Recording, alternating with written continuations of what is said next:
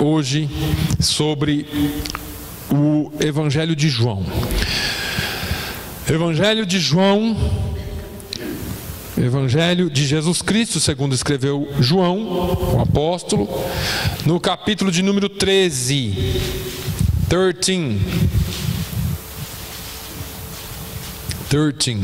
E deixa eu falar uma coisa para os irmãos.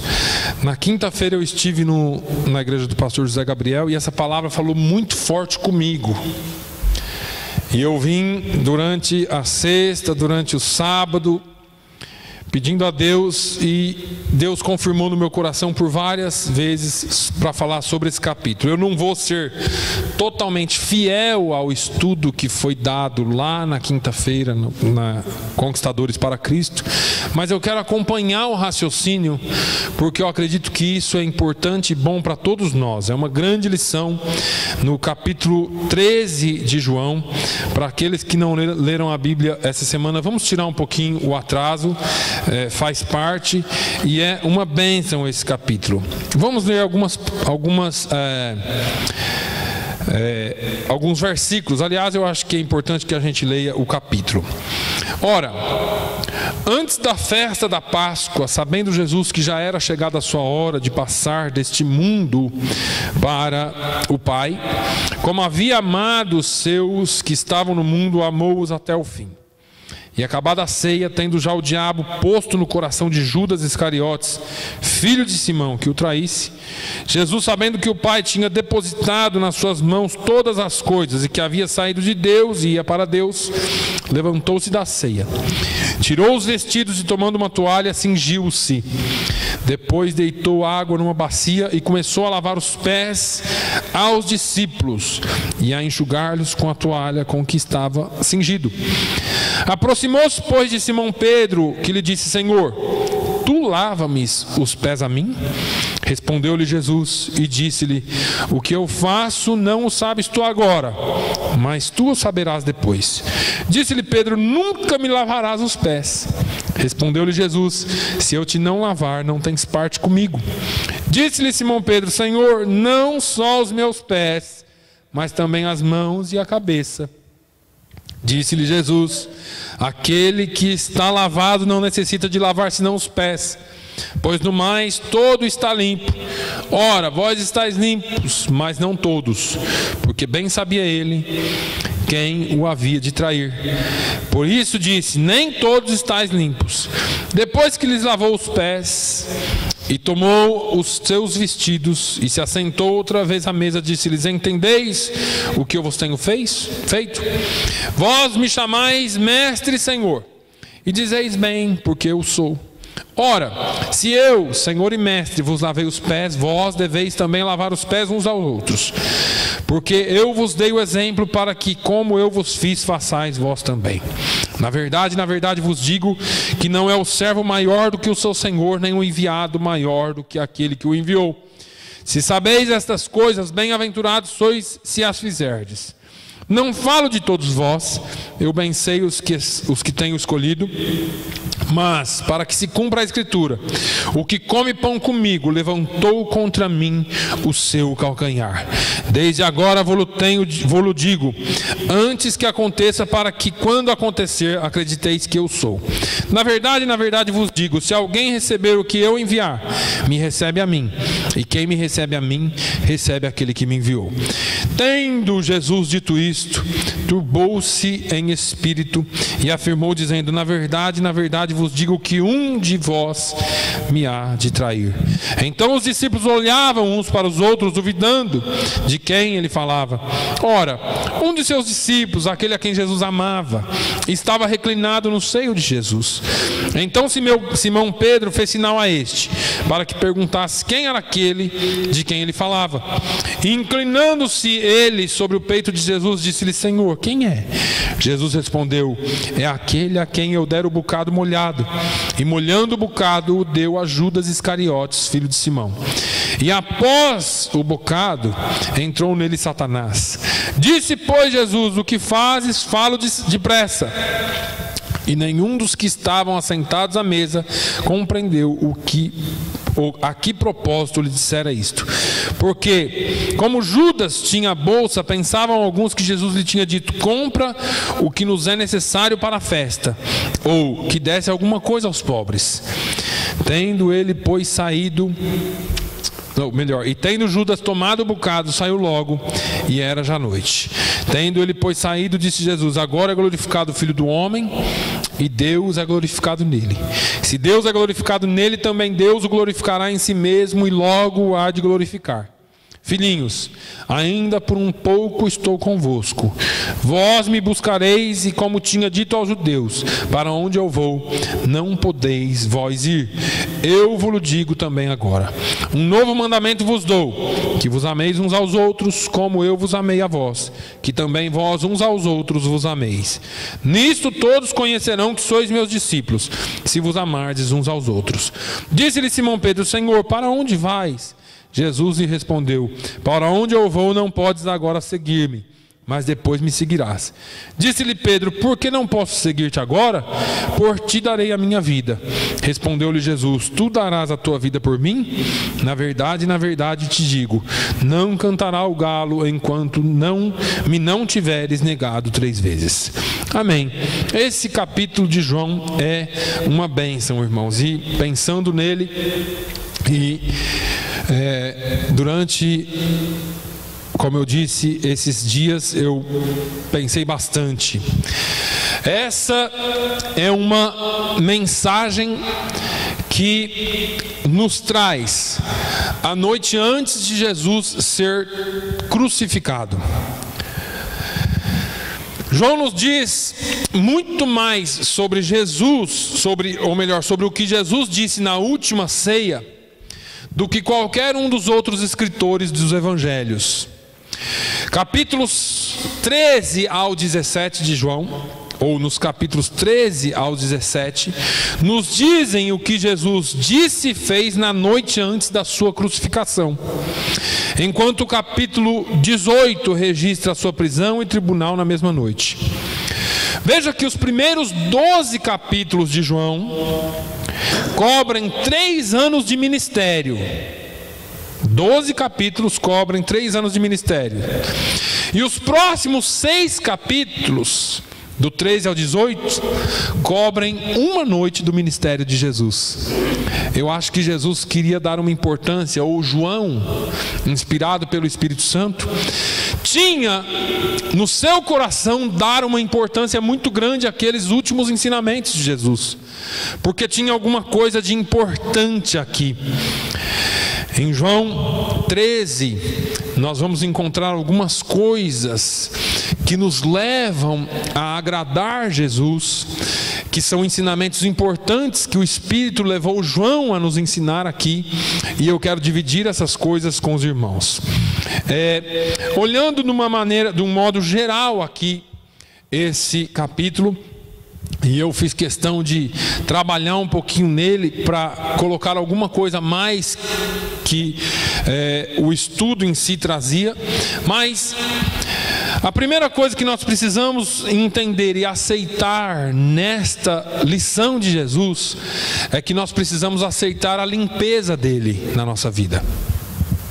Irmãos, precisamos aceitar a limpeza de Jesus. Nos versículos 1 a 11 que nós lemos aqui, nós estamos um pouquinho antes da Páscoa, no capítulo 13 e 1, e embora os discípulos não notassem ou não notaram isso naquele momento, Jesus está perto de transformar aquela ceia da Páscoa numa ceia chamada Santa Ceia para os crentes, aquilo que seria para nós a comunhão. Veja que Jesus sabe que ele está quase na hora de passar deste mundo para o Pai, como a própria palavra diz, que ele está próximo da sua morte, e portanto ele dedica a sua última noite para ensinar os seus discípulos e para os preparar para a sua morte. Os discípulos ainda não têm a menor ideia do que é que vai acontecer com Jesus. Não sabem o significado daquela noite. E continua a discutir sobre um outro assunto. Quando nós vamos para o livro, ou o Evangelho de Lucas, nesse mesmo episódio, lá no capítulo 22 e no versículo 24 de Lucas, nós vamos ver que houve também entre eles contenda sobre qual deles parecia ser o maior. Olha só, Jesus está na véspera da sua morte. Jesus veio preparando eles para a sua morte. O ministério estava ali pegando fogo e eles começaram a discutir quem que era o maior. Apesar de todo o seu egoísmo, porque é isso que tem acontecido dentro das igrejas hoje, querem entender e querem se posicionar em quem é o maior no reino de Deus. Hoje pastor não basta, tem que ter bispo, tem que ter apóstolo, tem que ter profeta, tem que ter semideus, tem que ter pai apóstolo, e aí vai daí para frente, tudo quanto é título que vocês imaginarem, porque pastor só não dá mais, tem que ter mais, porque alguém quer ser maior no reino de Deus. Nesse caso aqui, os discípulos perguntavam e discutiam quem deles era o maior. E mesmo com seu egoísmo, mesmo na sua arrogância, Jesus, sabendo ainda da sua busca por poder, Jesus os amou até o fim. João 13:1. Como havia amado os seus que estavam no mundo, amou-os até o fim. Lá no final do versículo 1. Jesus não os descartou porque eles eram egoístas. Jesus não os descartou pela sua busca pelo poder. Enquanto os discípulos estão comendo e discutindo quem seria o maior no reino de Deus, em um certo lugar na casa, talvez no canto da cozinha ou da sala, lá perto da porta, tinha um jarro com água, uma bacia. Jesus olhou para aquilo e pensou: vou fazer esse negócio. Nos tempos bíblicos, as pessoas andavam em estradas secas, poeirentas, não tinha asfalto, era estrada de chão. E eles calçavam sandálias, porque era aquilo que eles tinham para calçar. Quando os convidados entravam na casa, a boa educação exigia que o anfitrião, como cortesia, providenciasse uma empregada doméstica ou um servo para lavar os pés dos convidados. E aí, quando o convidado entrasse e assentasse, o servo ia lavando os pés. Aí Jesus se levanta da refeição, da ceia, vai até o canto da porta, tira a sua roupa, pega uma toalha, se enrola na toalha, pega a bacia, pega o jarro com água e vai até os seus discípulos. João capítulo 13, versículo 5 diz: e começou a lavar os pés aos discípulos e a enxugar-lhes com a toalha que estava cingido. A Bíblia diz que ele começou, João relata que ele foi lavar os pés como um servo. Os discípulos estão surpresos. Eles acham que o seu mestre não tinha que servi-los. Mas Jesus queria lhes dar uma lição. Jesus estava tomando o lugar de um criado, de um servo, o Criador do universo, lavando os pés das criaturas como serviço. Jesus está fazendo por eles o que eles eram muito orgulhosos para fazer por Jesus. E é essa a faceta da igreja que nós vivemos hoje. As pessoas querem serem servidos, querem ser servidas. As pessoas querem bênçãos, mas não querem servir. E Jesus está mostrando exatamente o contrário. Por isso, irmãos, que eu tenho uma grande dificuldade em concordar com alguns tipos de evangelhos que são pregados. Porque é o evangelho do venha que você vai receber, ao invés de venha para servir. É o evangelho de venha, que você vai ter isso, ao invés do evangelho de venha para entregar, venha para servir, venha para ser alguém, ser uma bênção na vida dos outros, e não só ser abençoado. Veja que Jesus está ensinando a eles aquilo que eles deveriam estar fazendo, mas pelo egoísmo, pelo orgulho deles, eles não queriam fazer. Todos os discípulos permitiram que Jesus lavasse os pés, até que Jesus chega em Pedro. Pedro era mais explosivo, né? Pedro logo diz a ele: Jesus, vai me lavar os pés? Nunca me lavarás os pés, Jesus. E aí Jesus, em João 13:8, responde: se eu te não lavar, tu não tens parte comigo. Lavagem dos pés simboliza a necessidade de limpeza que nós precisamos ter. A menos que sejamos purificados pelo sangue de Jesus, não podemos ter um lar no céu. Pedro parece entender, e aí ele diz: Senhor, já que o Senhor lavou os pés, lava as mãos, lava a cabeça, dá um banho completo. E aí Jesus fala: não precisa de nada disso, Pedro. Jesus está lá com a bacia, toalha nas mãos, e Pedro fala: banha tudo, Jesus. E Jesus fala assim: Pedro, não é necessário tudo isso aí não, Pedro. Não precisa lavar você inteiro. Eu só preciso te lavar, porque você... Tem um hino em inglês que diz, e acho que até nós já cantamos ele aqui em português e inglês: o que pode lavar o meu pecado, senão ou nada além do sangue de Jesus. Nada além do sangue de Jesus pode limpar o meu pecado. E Jesus nos lava os pecados, de acordo com 1 João 1:9. Ele responde-nos uma pergunta de como ser limpos. João fala: se confessarmos os nossos pecados, Ele é fiel e justo para nos perdoar os pecados e nos purificar de toda a injustiça. Como cristãos, irmãos, todos nós já fomos purificados dos nossos pecados. Pela fé na morte de Jesus na cruz do Calvário, nós fomos limpos, mas nós precisamos ainda de perdão de pecados todos os dias. O perdão já foi feito na cruz do Calvário, mas nós precisamos confessar os nossos pecados todos os dias. E aí vem a limpeza dos pés, porque você já está limpo, só que de vez em quando nas estradas da vida acaba sujando os pés, e você não quer ficar com os pés sujos. E é por isso que Jesus veio lavar os pés e falou para Pedro: não precisa lavar tudo, é só os pés. É só os pés que você precisa.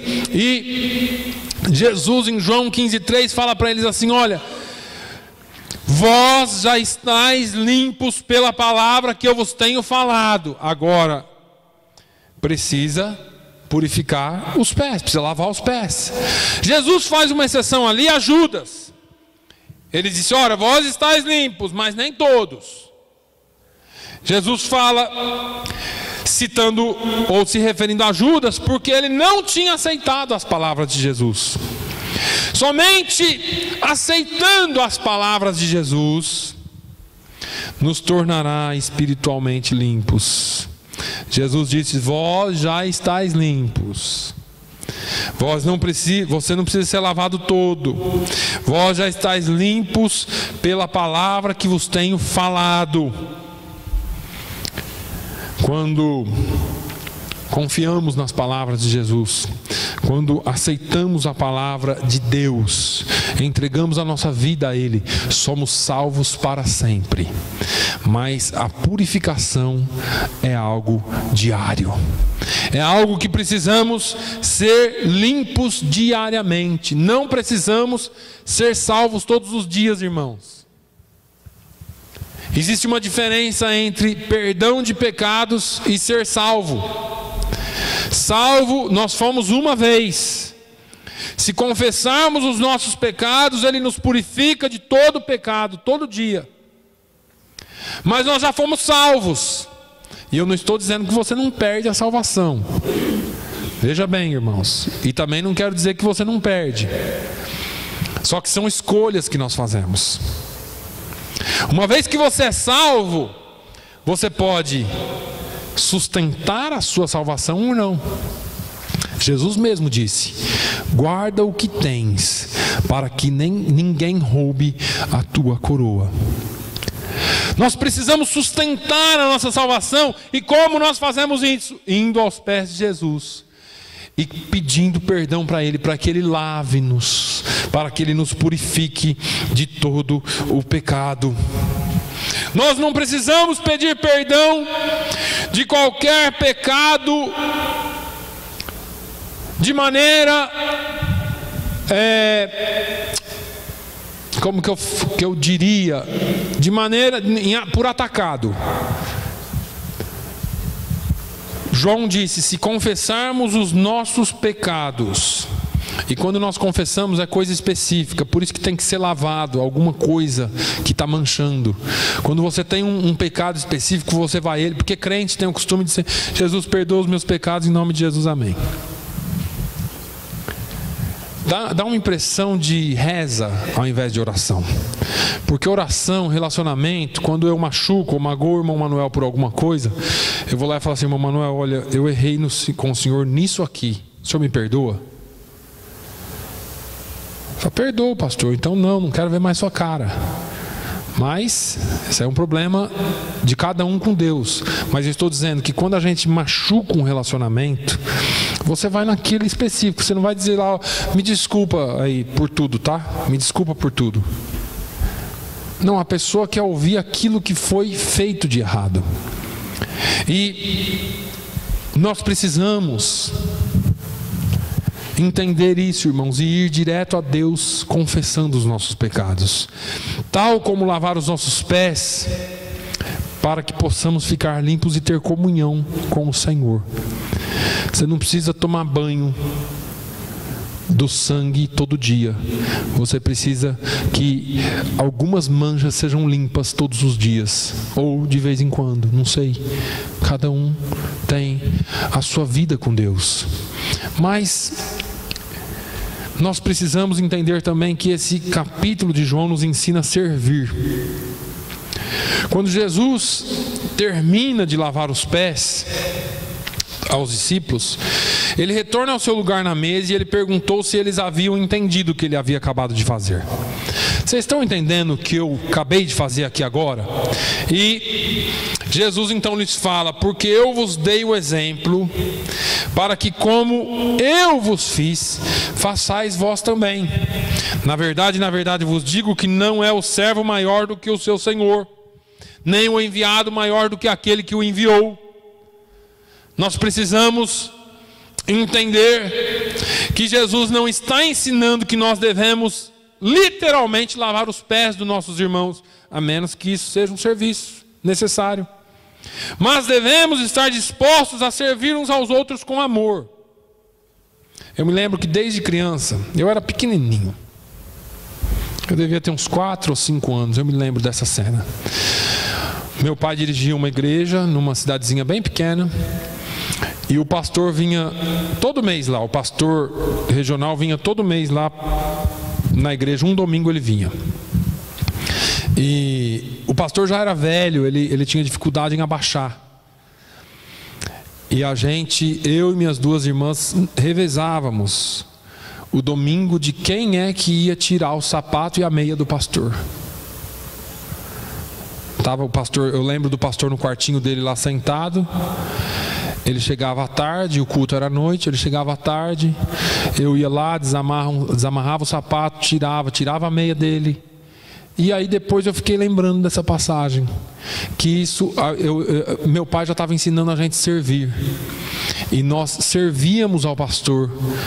E muitas vezes nós temos a oportunidade de servir os nossos irmãos, e nós não abraçamos essas oportunidades.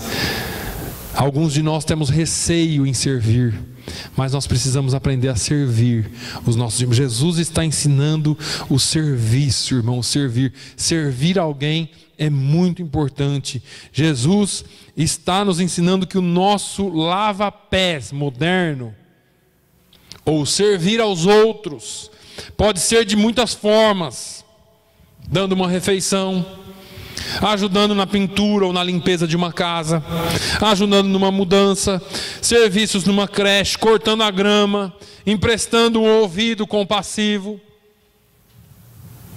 tirando tempo para encorajar alguém, fazendo alguma coisa que nós precisamos fazer para ajudar e servir os nossos irmãos. Um serviço aqui na igreja. Hoje eu não estou fazendo nada, eu vou dar uma descida lá na igreja, ou eu vou ligar para o pastor para ver se tem alguma coisa que eu possa fazer para ajudá-la na igreja hoje. Eu ouvi o pastor falar que o jardim da igreja está ruim. Será que ainda está ruim? Hoje eu estou tranquilo, eu vou dar uma ligadinha para ver. Porque, irmão, nós precisamos, e eu estou falando isso aqui, mas às vezes é uns aos outros. É ligar: irmã, está tudo bem? Está precisando de alguma coisa? Nós precisamos desenvolver isso. No verso 17, Jesus descreve o resultado de fazer alguma coisa para atender às necessidades dos outros. Ele diz: se sabeis estas coisas, bem-aventurados sois se as fizerdes. Olha, perceba que a bem-aventurança não vem de saber, mas vem de fazer. Porque a Bíblia diz que se alguém sabe fazer o bem e não faz, peca. Bem-aventurados são os que sabem. Então, eu sei que eu preciso servir, sei, mas vou ficar na minha casa de perninha para cima. Eu sei que eu preciso ajudar, sei, mas eu não quero me envolver. Então você sabe e está pecando. Eu sei e vou fazer, você é um bem-aventurado. Porque a bem-aventurança vem se as fizerdes. Se você fizer, você é bem-aventurado. Você não vai ser bem-aventurado ou feliz só por saber ou pensar, mas por fazer. Quando Jesus lavou os pés sujos dos seus discípulos, Ele deu dignidade ao servir os outros e nos mostrou como ser mais igual a Ele. Jesus, Ele veio para servir. Agora, é interessante que existem dois tipos de pessoas nesse mundo: aqueles que servem só e aqueles que gostam de ser só servidos. E aí é difícil, irmãos, porque tem gente que é só me dar. Eu preciso, eu quero, mas nós precisamos servir. E você diz assim: o que é que eu posso fazer? Eu sou tão pobrezinho, ou eu sou tão ruinzinho, ou eu sou tão... Você nunca é tão que você não possa ajudar alguém. Você nunca é tão ocupado que você não possa ter um minuto para ouvir alguém, para ajudar alguém. Você nunca está tão atarefado que não possa trabalhar para servir alguém. E tem aqueles que servem, mas o bem-aventurado são aqueles que se doam. O bem-aventurado é aquele que serve o seu irmão.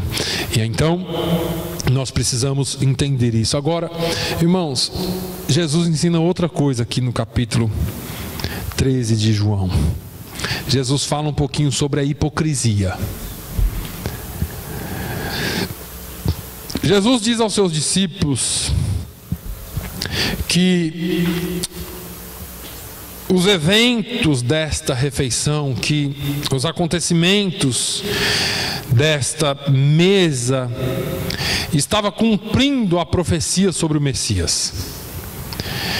Quando ele cita o Salmo 41:9, no verso 18 de João 13, ele fala: o que come o pão comigo levantou contra mim o seu calcanhar. Ele está falando de uma profecia que estava se cumprindo na vida dele ali. Essa expressão retrata, esse levantar o calcanhar, retrata o coice de um cavalo ou de um animal grande. Porque era como se ele estivesse sendo atingido por um coice de um animal. Sabendo que Judas era o traidor e o trairia, Jesus escolheu a Judas como discípulo para cumprir a promessa ou a profecia da traição. Mas veja que Judas não foi programado para trair. Jesus o escolheu pela motivação do seu coração já. Jesus já conhecia o coração de Judas. Jesus já conhecia os desejos maus da sua cobiça e ambição. Então Jesus começou já a provar Judas desde o começo. Jesus pegou Judas, falou: você vai ser meu tesoureiro. E colocou Judas para ser tesoureiro. Segundo Tiago 1, versículos 13 e 14, Deus não tenta ninguém. Deus não tenta a ninguém. Jesus disse: desde agora vou-lhe digo, antes que aconteça. Jesus, no versículo 19 de João 13, já estava dizendo ou predizendo aquilo que ia acontecer. Por quê? Porque Judas estava manipulado, programado? Não, porque ele conhecia o coração de Judas. Jesus está dizendo com antecedência para eles não ficarem surpresos quando Judas o traísse. Então Jesus, em João 13:19, na última parte do versículo, diz: para que quando acontecer, acrediteis que eu sou. E Jesus está se referindo a si mesmo como o grande eu sou, como aquele que falou com Moisés no deserto. Os discípulos podem ter pensado que ter um traidor no meio deles iria destruir a sua reputação, credibilidade e planos que o Senhor tinha para eles. Mas na verdade, apesar de Judas, em breve eles seriam os representantes de Jesus na terra. Portanto, Jesus prepara-os para a sua grande comissão, que ele mais tarde lhes daria, e diz: em verdade vos digo, se alguém receber o que eu enviar, me recebe a mim. E quem me recebe a mim, recebe aquele que me enviou. Lá no versículo 20 de João 13. Esta afirmação prepara os discípulos para algo que sabemos, mas eles não sabiam naquele momento. Portanto, Jesus lhes fala em João 13:21, um de vós me há de trair. É interessante que Jesus sempre usou linguagens figurativas para falar com seus discípulos, e às vezes eles não entendiam. Lembram de Lázaro? Jesus falou assim: olha, vamos lá que Lázaro está dormindo. E algum deles diz assim: Jesus, se Lázaro está dormindo, ele vai acabar acordando uma hora. Para que a gente tem que ir lá? Ele só está dormindo. Aí Jesus teve que falar: olha, Lázaro morreu, e nós vamos lá para ressuscitar ele. Aqui é a mesma coisa. Jesus está falando, eles não estão entendendo nada. Então Jesus fala direto: olha, um de vocês vai me trair. Porque eles não entendiam. Jesus está falando, eles não entendem. Então Jesus tem que ser direto. E às vezes na nossa vida não é tão diferente, porque Jesus vem e dá uma mensagem daqui pela Bíblia, fala aqui numa mensagem, fala numa música, fala através de alguma coisa, e você parece que está sempre alheio ao que Jesus está falando. E aí Jesus vem e fala direto com você: olha, não faz isso, ou faz isso. Porque às vezes nós precisamos, irmãos, ouvir com atenção a voz de Deus. Quando Jesus diz aos seus discípulos finalmente que ele vai ser traído, ele se turbou em espírito, versículo 21. Jesus ama a Judas, e só por isso que Jesus foi traído, irmãos,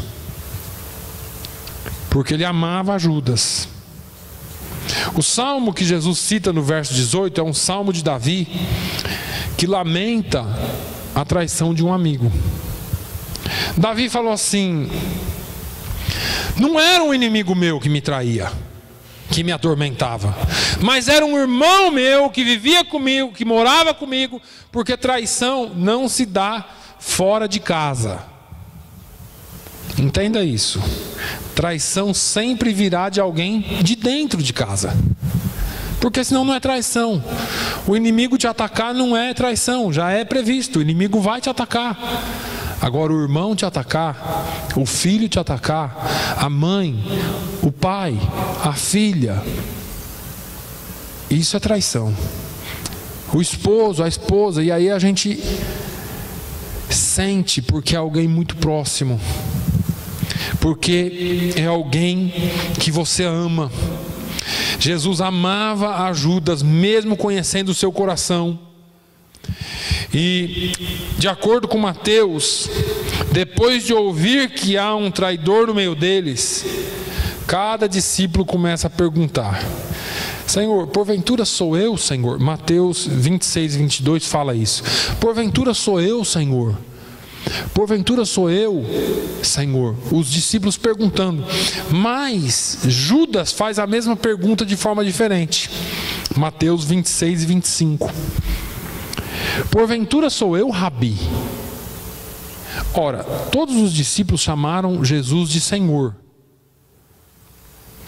mas Judas chamou ele de mestre. É interessante que mestre, Rabi, tinha muitos, como tem até hoje, mas Senhor só tem um. Judas reconhecia Jesus como um grande mestre, mas não como o Senhor. É interessante que Judas era muito inteligente, irmãos, e Judas foi traído pela sua inteligência. Porque quando Judas viu Jesus pregando pela primeira vez, ele falou: está aí o homem que veio nos libertar das mãos dos romanos. E ele se encantou com o evangelho de Jesus e esperava que Jesus fosse trazer uma libertação política a Israel, enquanto Jesus tinha vindo trazer o seu reino, o reino espiritual, à terra. E Judas, quando percebeu que Jesus ia morrer, quando percebeu que o plano estava todo traçado para Jesus morrer, ele se decepcionou com Jesus, porque infelizmente ele entendeu tudo aqui na cabeça, mas nunca desceu para o coração. O evangelho de Judas era só racional, e nós temos muita gente no mundo assim hoje. Você encontra pessoas aqui na rua, e vocês todos sabem disso. Não, eu conheço. Sabe que a pior pessoa para se evangelizar é o desviado, porque ele conhece a palavra. Não, eu sei, é isso aí mesmo, rapaz, eu sei. Mas, rapaz, Jesus vai voltar. É verdade, ele vai voltar. Você precisa se arrepender, eu sei, eu preciso me arrepender. Só que está tudo aqui, mas não tem ação do Espírito Santo aqui. Os discípulos foram movidos pelo Espírito, estavam com Jesus e tinha Jesus aqui no coração. Judas tinha Jesus aqui, ele vai libertar Israel, ele vai libertar Israel. Esse é o nosso rei, esse é o cara que veio para mudar a situação política do povo. E aí ele viu que Jesus ia morrer, aí ele falou: pronto. Ele não creu em nada daquilo que Jesus tinha falado sobre vida eterna. E aí ele via Jesus como Rabi. Quando nós vemos João 4, nós vamos encontrar a mulher do poço, comparando Jesus com mestre, com profeta. E só no final ela reconhece que Jesus é o Senhor. Eles tinham essa dificuldade. Eles tinham a dificuldade porque tinham lá muitos profetas. Israel era uma terra de profetas. Israel é uma terra até hoje de pessoas que estudam muito, irmãos. Então, qualquer lugar que você for em Israel, você encontra grandes mestres. E Judas estava vendo Jesus como um grande mestre. Ele falou: sou eu, Rabi. Judas não chamou Jesus de Senhor, porque ele não é um verdadeiro crente. Ele é um convencido, mas ele não é um convertido. Existem pessoas que são convencidas de que o evangelho é bom, de que o evangelho é uma doutrina boa, mas nunca se converteram dos seus caminhos e viveram o evangelho de verdade. Judas está então reclinado ao lado de Jesus, e aparentemente os discípulos não ouviram Jesus dizer a Judas: tu disseste. Mateus 26 e 25. Quando Judas fala: sou eu, Rabi, Jesus falou: você está dizendo, você disse. O discípulo a quem Jesus amava, João, está reclinado do outro lado de Jesus, está aqui. Pedro dá um sinal para ele, porque acho que Pedro falou assim: João é assim com Jesus. João anda lado a lado com Jesus. Acho que se João perguntar, Jesus vai responder bem. E aí Pedro fala assim: pergunta para ele. E João entendeu, e João sussurra para Jesus perguntando quem era o traidor. E para João, Jesus respondeu. Jesus falou assim a João: é o único para quem eu molhar o pedaço de pão e der para ele. E imediatamente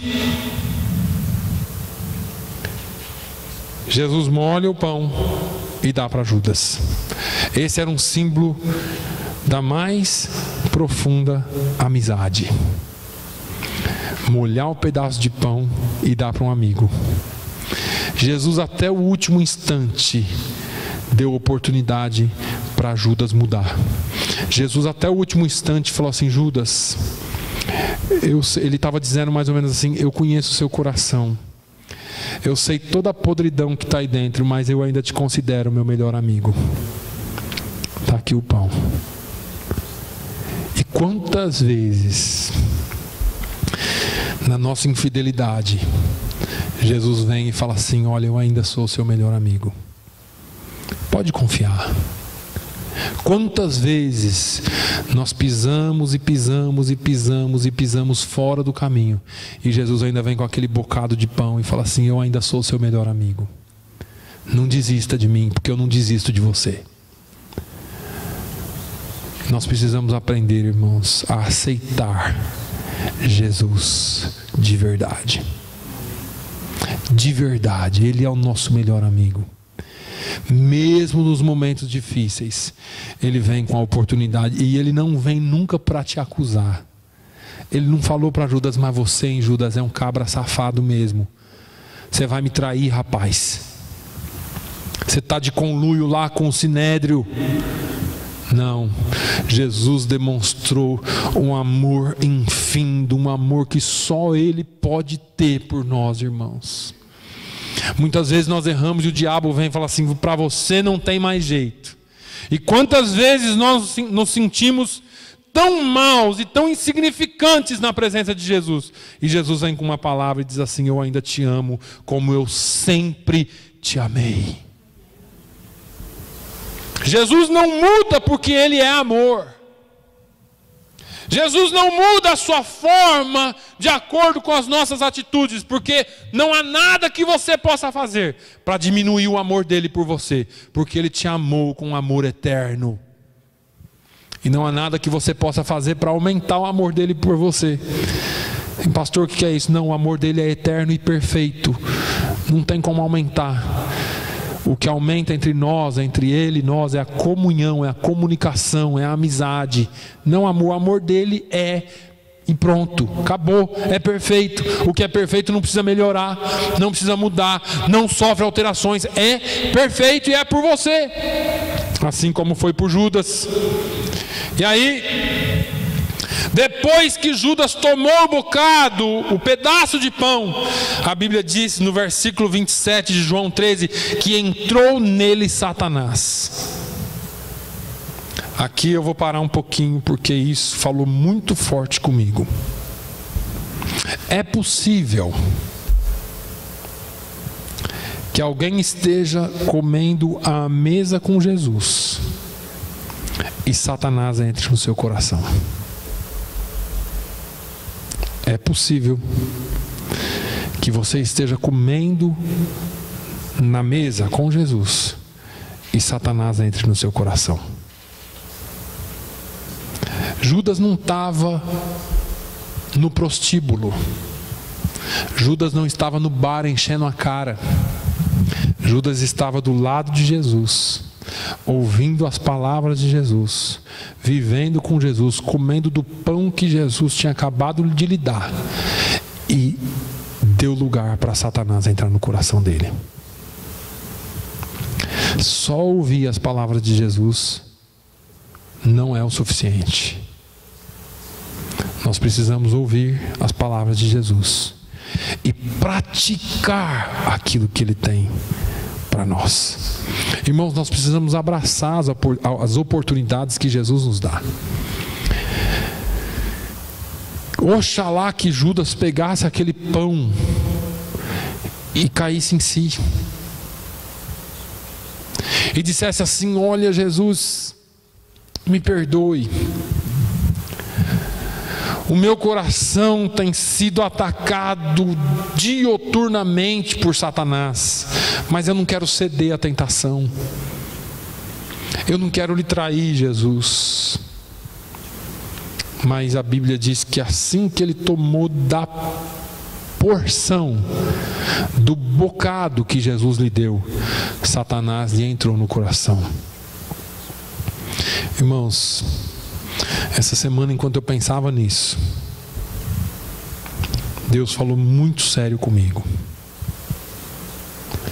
Nós estamos na igreja, mas nós não estamos isentos dos ataques de Satanás. Nós estamos na igreja, mas nós precisamos sempre, em sinceridade, buscar a nossa esperança em Jesus, buscar o nosso perdão em Jesus. Não podemos perder o significado real da palavra ou daquilo que Jesus significa para nós. Porque a partir do momento em que você não mais vê Jesus como Senhor, não mais entender que Jesus é o seu perdoador, é o seu remidor de pecados, você está sujeito a cair nas garras de Satanás. A sua vida cristã não pode se resumir à igreja. A sua vida cristã tem que ser diária. Quando Satanás entrou no coração dele, significa que Satanás tomou controle da vida dele. E quantas vidas estão dentro da igreja controladas por Satanás? Quantas pessoas estão dentro da igreja controladas por Satanás, que ao invés de te dar uma palavra de vida, te dá uma palavra de morte, que ao invés de te dar um conselho bíblico, te dá um conselho que não deveria dar, que ao invés de te abençoar, te maldiz, que ao invés de orar por você, fala mal de você. A nossa vida tem que ser controlada pelo Senhor Jesus, pelo Espírito Santo de Deus, porque nós somos templos do Espírito. Nós não podemos de maneira nenhuma ser controlados por Satanás, em tudo na nossa vida. E se algum dia você sentir que alguma área da sua vida está sendo controlada por ele, pelo diabo, é hora de você voltar aos pés de Jesus e pedir perdão, porque tem alguma coisa errada aí atrás. Tem que voltar, volta um pouquinho. Quando Jesus fala quando Deus fala com Israel através do profeta Oséias, ele diz assim: volta, ó Israel, para o Senhor teu Deus, porque pelos teus pecados tens caído. Deus usa o profeta não para falar assim: ó, está caído, acabou tudo. Não. Deus dá mais uma chance, ele diz: volta, Israel, para o Senhor teu Deus, porque pelos teus pecados tens caído. Deus sempre tem uma esperança nova para nós. Deus sempre tem uma nova oportunidade para você. E aí Jesus percebe que Satanás havia controlado a vida de Judas, e ele fala: o que você tem que fazer, vai e faz depressa, não demora não.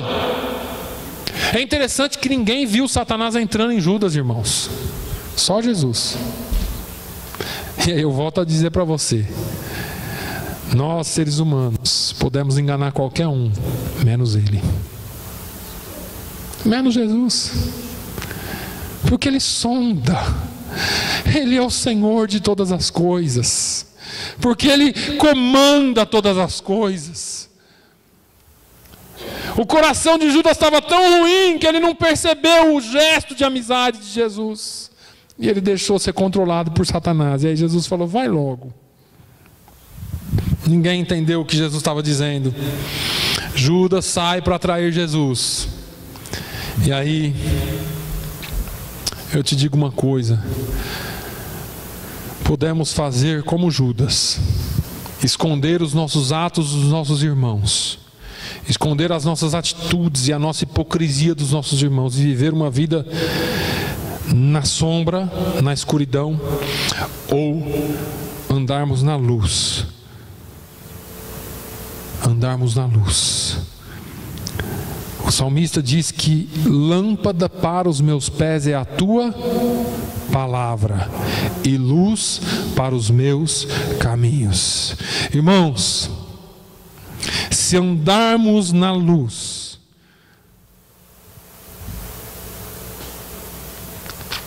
como Ele na luz está, a Bíblia diz que temos paz uns com os outros. Se andarmos na luz, nós temos paz uns com os outros. Não precisa hipocrisia, não precisa esconder nada de ninguém. Em último lugar, eu quero fechar essa palavra dizendo: ame uns aos outros. Ame uns aos outros. Depois que Judas saiu da sala, Jesus olha para além da crucificação, Jesus olha para além da sua ressurreição e diz: agora é glorificado o Filho do Homem. E Deus é glorificado nele. Se Deus é glorificado nele, também Deus o glorificará em si mesmo, e logo o há de glorificar. Jesus então diz aos seus discípulos que ele só vai estar com eles mais um pouco. E para onde ele está indo, os discípulos não podem segui-lo. Um deles não entendeu isso muito bem e ficou com esse negócio na cabeça. Em seguida, Jesus fala: um novo mandamento vos dou, que vos ameis uns aos outros como eu vos amei a vós, que também vós uns aos outros vos ameis.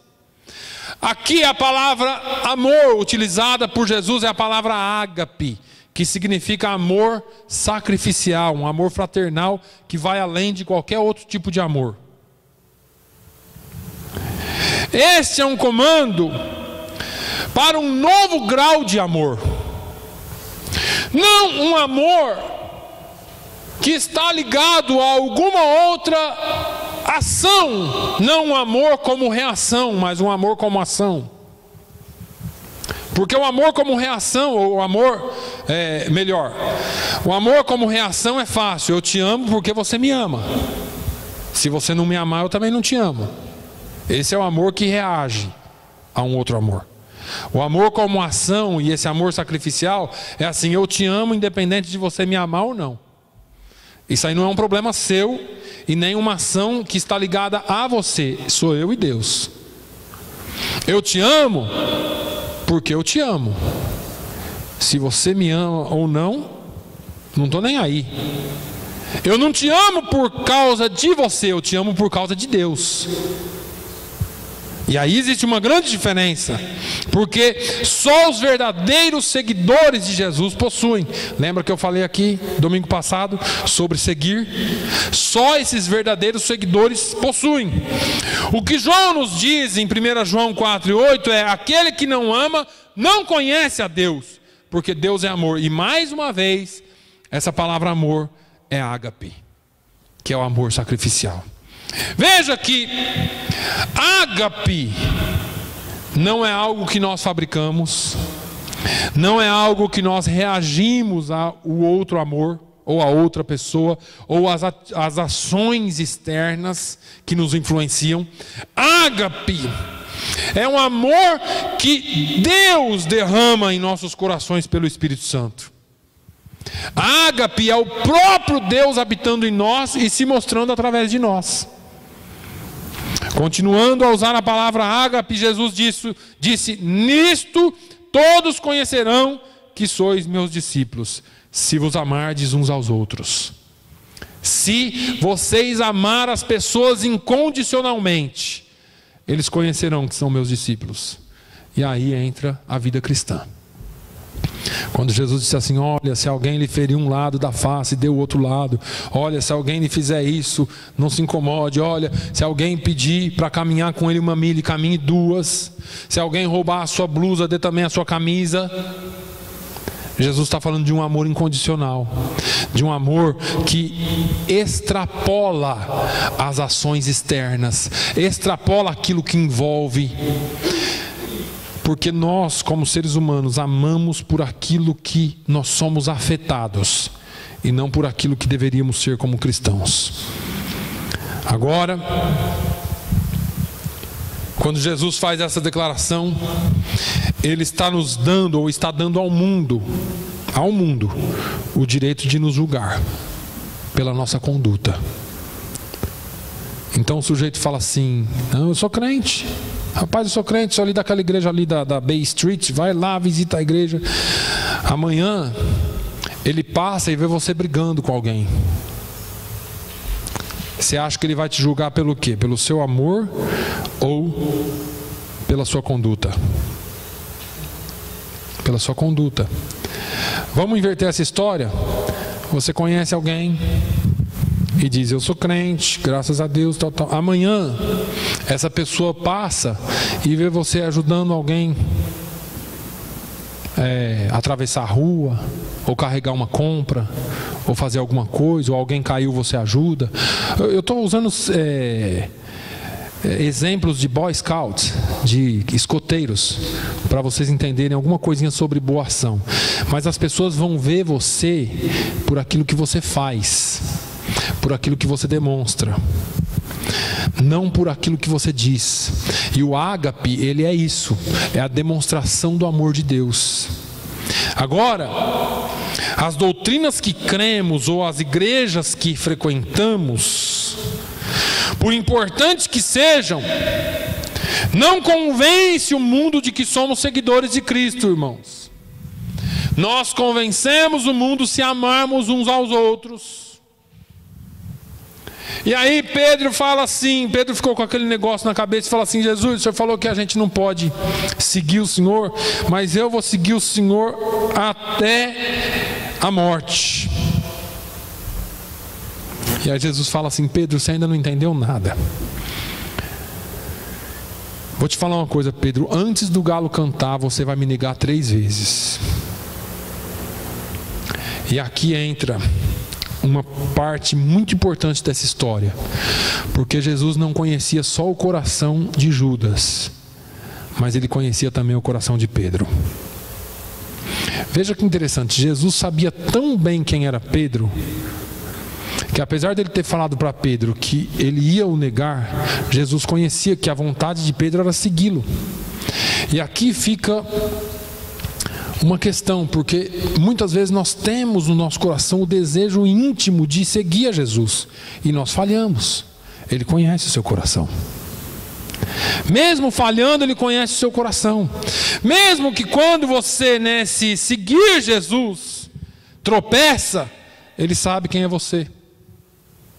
Ele conhece as suas fraquezas, assim como Ele conhecia as de Pedro.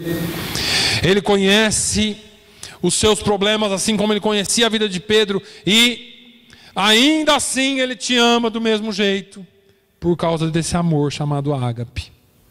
E porque Ele te ama, quando nós falhamos, se nós formos a Ele, Ele nos perdoará e restaurará, como Ele fez com Pedro. Quando Pedro foi restaurado, você fica pensando assim: acho que Pedro nunca mais teve problema na vida. Paulo fala lá na frente que ele teve que chamar a atenção de Pedro na cara, porque Pedro era repreensível.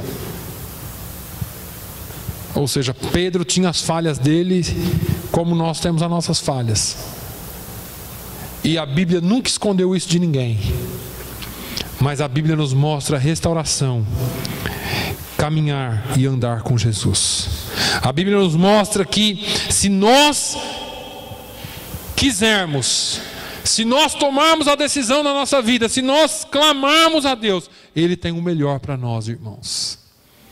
Ele pode nos abençoar, Ele pode nos guiar, e Ele pode nos restaurar, e Ele pode fazer com que sejamos uma bênção para a vida dos outros. Precisamos aceitar o perdão de Deus. Aceite o perdão. Precisamos assistir ou servir aos outros. Precisamos evitar a hipocrisia. E precisamos amar uns aos outros. Amém? Que Deus abençoe. Pai, eu te louvo, Senhor. Te louvo, Jesus, por tudo que o Senhor tem feito. Eu te louvo, Senhor, porque a tua palavra continua a mesma. E ela é fiel, Senhor. Quero te pedir, Senhor, que essa palavra faça morada nos nossos corações. Que ao sairmos daqui hoje nós não esqueçamos de tudo que foi falado. Que nós possamos, Senhor, praticar o amor, mas praticar também tudo aquilo que o Senhor nos ensinou. Dizer não à hipocrisia. Ó Senhor, que nós possamos comer da sua mesa e aceitar a tua amizade. Senhor, eu quero te pedir no nome de Jesus, que nós sejamos agentes, ministradores na vida do teu povo, na vida daqueles que ainda não te conhecem. Meu Deus, que nós possamos mostrar o verdadeiro amor que vem de ti, o amor ágape, e que esse amor possa ser presente no nosso coração a cada dia.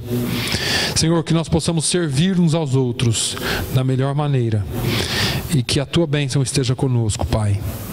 Senhor, leva-nos em paz. Aqueles que não puderam estar aqui hoje, que o Senhor ministre no coração deles. Senhor, se alguém está nos assistindo, Senhor, através da internet, que essa pessoa seja abençoada por essa palavra, independente de quando essa palavra será assistida, mas que o Senhor possa abençoá-lo e que ele possa encontrar guarida em ti, Jesus, e aceitar o teu perdão. Em nome de Jesus, dê-nos uma semana abençoada para a honra e glória do teu nome. É o que nós te pedimos. Que o amor de Deus, a graça do nosso Senhor e Salvador Jesus Cristo, a comunhão e a consolação do Espírito Santo seja com todo o povo de Deus hoje e sempre. Todos digam amém.